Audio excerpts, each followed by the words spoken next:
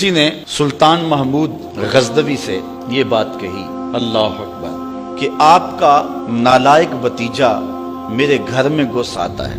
یہ بات کسی بڑھیا نے کہی حضرت سلطان غزنوی سے کہ آپ کا نالائق بھتیجا میرے گھر میں گھس آتا ہے اور میری بیٹی جوان ہے، بس اس کے آگے میں کچھ نہیں کہنا چاہتی۔ تو حضرت نے فرمایا کہ جب وہ بدبخت دوبارہ تمہارے گھر میں آئے تو مجھے فوری اطلاع کر دینا، اور اپنا خصوصی کوئی کوڈ ورڈ دیا کہ جب اس کے ساتھ تو آئے گی تجھے کوئی میرے تک پہنچنے میں رکاوٹ نہیں بنے گا، تو پھر میں انصاف کے تقاضے پورے کروں گا۔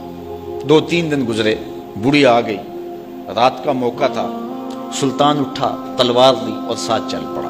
بڑھیا کے گھر میں داخل ہوا، داخل ہوتے اس نے کہا کہ چراغ گل کر دیا جائے۔ چراغ گل کر دیا گیا تو اس نے جا کے اس نوجوان کی گردن کاٹ دی۔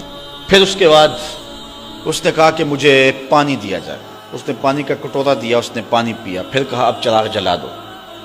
جب چراغ جلایا گیا تو اس نے لاش کو دیکھا اور کہا الحمدللہ۔ بڑھیا نے کہا کہ مجھے بتائیں کہ آپ نے یہ 3 کام بڑے عجیب کیے ہیں، جب آئے ہیں تو چراغ بند کروایا ہے، پھر پانی مانگا ہے، اور پھر الحمدللہ کہا ہے۔ تو بادشاہ نے ٹالا، کہا کہ اس راز کو راز رہنے دیا جائے، لیکن بڑھیا ضد کر گئی۔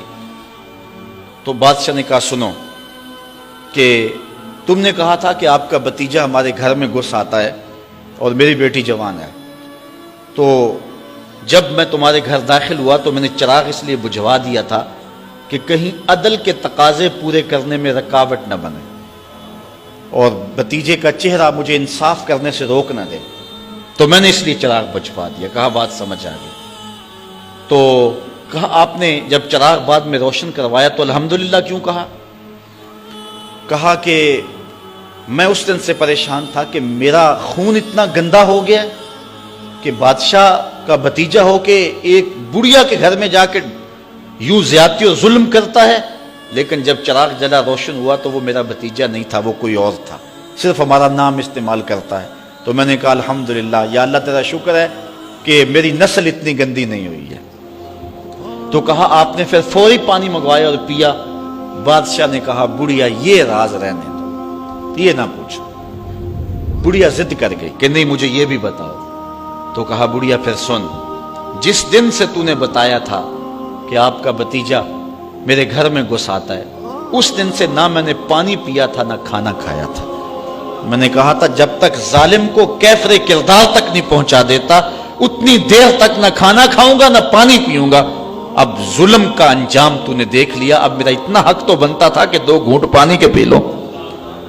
تو آج نام بھی تو انہی کا باقی ہے، آج ذکر بھی تو انہی کا باقی ہے، جن لوگوں نے عدل و انصاف کے بخیے ادھیڑ کے رکھ دیے پھر حرف غلط کی طرح مٹ جاتے ہیں، ان کی قبروں کے نشان بھی باقی نہیں رہتے۔ دنیا کے اوپر کتنے لوگ تھے، رضا شاہ پہلوی دیکھ لیں، ایران کا شہنشاہ ایران دیکھ لیں، کہ پھر بعد میں دیکھیے کہ ان کو قبر کے لیے جگہ نہیں مل رہی ہے۔